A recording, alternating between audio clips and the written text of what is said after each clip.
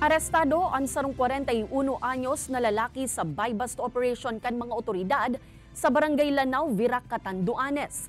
Nakuha sa sospek ang labi 50 gramo kan pigtutubudang shabu na nagkakantidad ng labi 400,000 pesos.